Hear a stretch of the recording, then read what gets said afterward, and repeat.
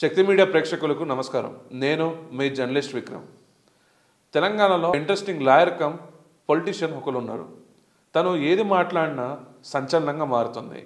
టీవీలో డిబేట్లు జరుగుతుంది, యూట్యూబ్లో అన్ని ఛానళ్ళు అదే టాపిక్ మీద చర్చలు కూడా జరుగుతున్నాయి. కమెంట్ సెక్షన్లో వందలాది కమెంట్లు ఆ టాపిక్ మీదనే నడుస్తున్నాయి. ఇన్స్టాగ్రామ్ చూసినా, ఫేస్బుక్ చూసినా, స్నాప్చాట్ చూసినా, ఎక్కడ చూసినా అతని స్పీచే వైరల్ అవుతుంది. అతనే వకీల్ సాబ్, మన మెదక్ ఎంపీ రఘునందన్ రావు గారు. వన్ నేషన్ వన్ ఇండియా అనే ప్రోగ్రామ్కి చీఫ్ గెస్ట్గా ఖమ్మంకి వచ్చి కొన్ని ఆసక్తికర వ్యాఖ్యలు చేశారు. అదేందో ఒకసారి మీరు కూడా వినండి. ఫిట్ ఫర్ నథింగ్ అంతే, గుర్తుపెట్టుకోరు. అది నేనే గెలుస్తా. అది పొంగులేట, తుమ్మలన, బట్టియా, ఇంకోట జగన్, చంద్రబాబు, ఎన్టీ రామారావు, చంద్రశేఖర్ రావు, ఇందిరమ్మనే నాకు వద్దు. నాకు బీఫామ్ ఇస్తే ఏడికైనా పోతా, నేనే గెలుస్తా అనేటువంటి విశ్వాసం ఉండాలి.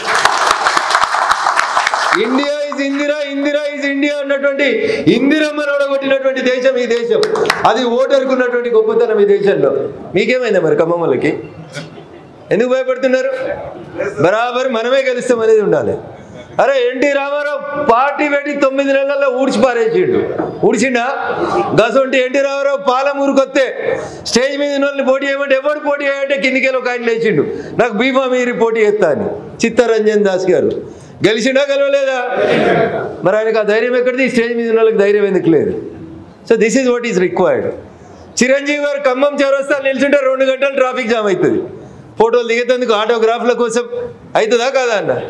చిరంజీవి గారు గొప్ప నటుడు, ప్రపంచం గర్వించేదగ్గ గొప్ప నటుడు. ఏ ఊరు అయినది? మొగల్తూరుకు పోతే ఎవరు పోటీ చేయమంటే ఎవరు పోటీ చేయమన్నారు. చిరంజీవి మీద ఎవరు పోటీ చేస్తామని. ఇక్కడ కూర్చున్న మా శ్రీదేవి అక్క లెక్క ఒక ఆమె ఉషక్క అని నేను పోటీ చేస్తా అని పోయింది. రాజశేఖర రెడ్డి పిలిచి చెల్లెపోయి పోటీ చేయని చెప్పింది. గెలిచిందా, గెలవలేదా? చిరంజీవి గెలిచిండా, ఉషక్క గెలిచిందా? ఉషనే గెలిచింది. ఎందుకు గెలిచిరాళ్ళు, మనం ఎందుకు ఓడిపోతున్నాం అనేది ఆలోచించుకోవాలి. So this is called self confidence.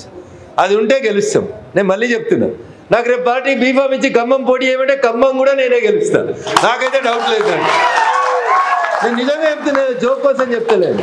Narendra Modi గారు పిలిచి రఘు నువ్వు పోయి ఖమ్మం ఎంపీకో ఖమ్మం ఎమ్మెల్యేకో పోటీ చేయమని చెప్తే 100% ఖమ్మంలో భారతీయ జనతా పార్టీ గెలిపించారు. ఈ హాలున్న 300 మంది చాలు ఆట ఆడుకొని ఈ ఖమ్మం జిల్లా రూపురేఖల్ని మార్చుతుంది. కావాల్సింది సెల్ఫ్ కాన్ఫిడెన్స్. విన్నారుగా ఫ్రెండ్స్, ఖమ్మం ఎంపీ నుంచి నేను పోటీ చేస్తే నేను ఇక్కడ గెలిచే ఛాన్స్ ఉందనేసి అంటున్నాడు. ఖమ్మం జిల్లాకు వచ్చేసరికి 3 మంత్రులు ఉన్నారు.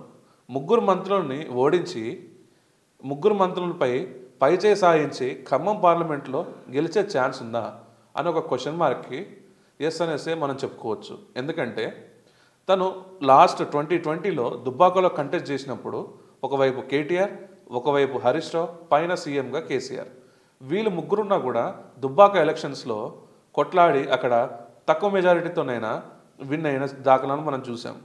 అయితే మొన్న జరిగిన 2023లో కొత్త ప్రభాకర్ రెడ్డి ఒక డ్రామా చేసి అక్కడ దుబ్బాక సెంటిమెంటల్ ఓట్స్ని గ్రాప్ చేసుకొని తను ఓడిపోవడం జరిగింది.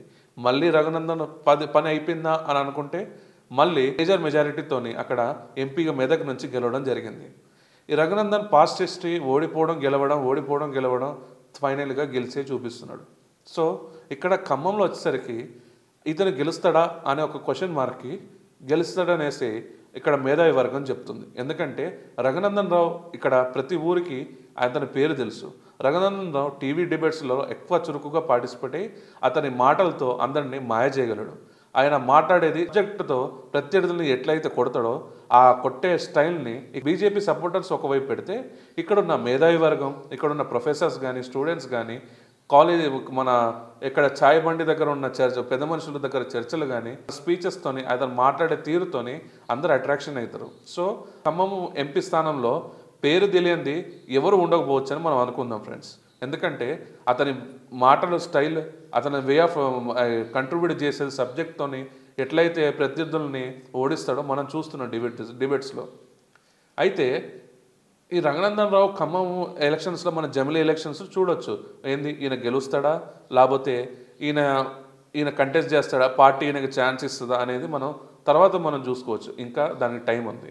కానీ ఈరోజు ఇంతకుముందే ఒక ఇంట్రెస్టింగ్ టాపిక్ గురించి మాట్లాడాడు. కేసీఆర్ వాళ్ళ ఫ్యామిలీలో జరుగుతున్న గందరగోళం మనం వారం నుంచి చూస్తున్నాం ఫ్రెండ్స్. కేసీఆర్ గారి కుటుంబంలో ఒక లెటర్ ఏదైతే కవిత గారు రాసిన లెటర్ అయితే ఉందో అది లీకేజ్గా మారి చిలికి గాలివాన లెక్క మొత్తం అంతా తెలంగాణ ఎక్కడ చూసినా ఏ టీవీలో చూసినా తన గురించి ఎక్కువ ప్రస్తావిస్తున్నారు. అయితే కవిత ఇది లీక్ చేసిందా? ఇంత డిస్కషన్ జరుగుతుంటే కేటీఆర్ దీన్ని ఎందుకు ఖండించట్లేదు? హరీష్ రావు గారు పెద్దగా ఉన్న హరీష్ రావు గారు కూడా ఎందుకు దీని గురించి మాట్లాడట్లేదు? అండ్ సంతోష్ కుమార్ గారు కూడా దీని గురించి ఎందుకు అంతగా మాట్లాడడానికి ఇంట్రెస్టింగ్గా లేరు?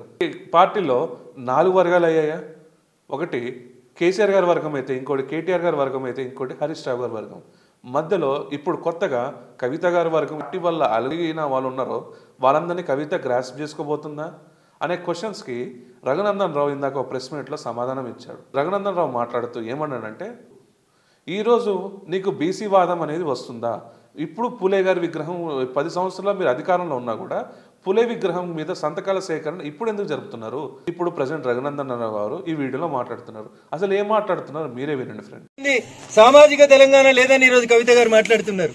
ఒకవేళ అదే కరెక్ట్ అయితే ఈటల రాజేందర్ గారు అనేటువంటి ఒక బీసీ బిడ్డను అర్ధరాత్రి అపరాత్రి అని చూడకుండా మంత్రివర్గాలకు వెళ్ళి బయటికి పంపించి తప్పుడు కేసులు పెట్టిన రోజైనా కనీసం నాయన ఇది మంచి పద్ధతి కాదని కవితమ్మ మాట్లాడితే సామాజిక తెలంగాణ గురించి మాట్లాడినట్టు కనబడుతుండే. అధికారంలో ఉన్న 10 ఏళ్లు పూలే విగ్రహం పెట్టడం చేతగాని టీఆర్ఎస్ బీఆర్ఎస్ నాయకులు నిజామాబాద్ ఎంపీ గారు ఇలా పూలే విగ్రహం కావాలని చెప్పి సంతకాల సేకరణ చేస్తుంది, అన్ని పార్టీల్ని కలుస్తుంది. సో నాకేమర్థమవుతుందంటే కవితమ్మ గారి యాక్టివిటీని అటిట్యూడ్ ని చూస్తే వారు మెంటల్ గా ప్రిపేర్ అయినట్టు కనబడుతుండ్రు. బహుశా లాంఛనం జూన్ 2 నాడు లాంఛనంగా వస్తుంది అనుకుంటున్నాం. పార్టీ వస్తుంది, పాదయాత్ర మొదలవుతుంది, ఆ ఇంట్లోంచి ఈమె ఇంకొక పార్టీ పెట్టుకుంటుంది. తర్వాత ఏమైతుంది, భవిష్యత్ ఎట్లుంటది, ప్రజలు ఏం ఆలోచిస్తున్నారు అనేది కొంతకాలం తర్వాత మాట్లాడుకున్నాం. ధన్యవాదాలు. ఓకే, విన్నారుగా ఫ్రెండ్స్ రఘునందన్ రావు గారు ఏం మాట్లాడుతున్నారో. జూన్ 2వ తారీఖున అంట పార్టీ ఎస్టాబ్లిష్మెంట్ అంట. నిజంగా రఘునందన్ రావు గారు ఇప్పుడు వకీలు అయిపోయారు, ఎంపీ అయిపోయారు, ఇప్పుడు జ్యోతిష్య దాంట్లో కూడా వెళ్తున్నారేమో. మేబీ ఆయన ముందే జూన్ 2వ తారీఖు ఈ లీకేజ్ ఎట్లా వచ్చిందో తెలియదు, కానీ జూన్ 2వ తారీఖు మనం ఇంకో కొత్త పార్టీ చూడబోతున్నాం అనమాట. అయితే ఈ పార్టీ ఒకవేళ పెడితే లాభం ఉందా నష్టం ఉందా అంటే నాకు తెలిసి ఎవరైతే ఫ్యామిలీ నుంచి వచ్చి ఇంకో కొత్త పార్టీ పెడుతున్నారో, ఆల్రెడీ మనం ఒక ఎపిసోడ్ మనం చూసాం. అన్నా చెల్లెల మధ్యలో పంచాయతీ అక్కడ వైఎస్ఆర్ గారు చనిపోయిన తర్వాత షర్మిల జగన్ గారికి అక్కడ ఎట్లయితే పంచాయతీ జరుగుతుందో సేమ్ కేటీఆర్ గారికి కవిత గారికి అంతే జరుగుతుందనేసి మనం అనుకోవచ్చు. ఇది ఆస్తి తగాదే వలన ఆధిపత్య పోరు కోసం వీరు చేస్తున్న ఫైట్. ఒకవేళ నిజంగా షర్మిల లెక్క కవిత కూడా పార్టీ పెడితే ఇక్కడ గెట్టినయ్యే ఛాన్స్ ఉందా అంటే, అన్ని పాదయాత్రలు షర్మిల గారు చేసి తీరా ఎలక్షన్ మూమెంట్కి వచ్చేసరికి ఇక్కడ గివ్ అవే చేసేసి ఆ పార్టీని ఆంధ్రాలో వెళ్ళి అక్కడ పిసిసి అధ్యక్షురాలుగా అయింది. అయితే కవితకి పిసిసి ప్రెసిడెంట్ ఆఫ్ తెలంగాణకి ఇచ్చే ఛాన్స్ ఉందా? అందుకే బహుజన వాదం అని ఇప్పుడు మాట్లాడుతుందా అనేది ఒక క్వశ్చన్ మార్క్. ఇది కాంగ్రెస్ అక్కడ జగన్ వదిలిన బాణం ఇక్కడ వచ్చేసరికి కాంగ్రెస్ వదిలిన బాణమా, లేకపోతే కేటీఆర్ వదిలిన బాణమా, లేకపోతే హరీష్ రావు వదిలిన బాణమా, లేకపోతే పెద్దయిన కేసీఆర్ గారు వదిలిన బాణమా అనేది మనం రాబోయే రోజుల్లో మనం చూడబోతున్నాం. సో ఎంతకైనా పార్టీ ఒకవేళ స్టార్ట్ చేస్తే ముందుగా congratulations and all the best for the Kavitha garu. ఈ వీడియో కానీ మీకు నచ్చినట్టయితే లైక్, షేర్ అండ్ కమెంట్ చేయవలసిందిగా కోరుకుంటున్నాను. అండ్ ఈ వీడియో మీరు సబ్స్క్రైబ్ చేస్తే మాకు పాజిటివ్ ఎనర్జీతో మరిన్ని వీడియోస్ చేస్తాం ఫ్రెండ్స్. సో సబ్స్క్రైబ్ చేసి ఇక్కడ కొట్టాలనేసి కోరుకుంటున్నాం. జై హింద్, జై భారత్.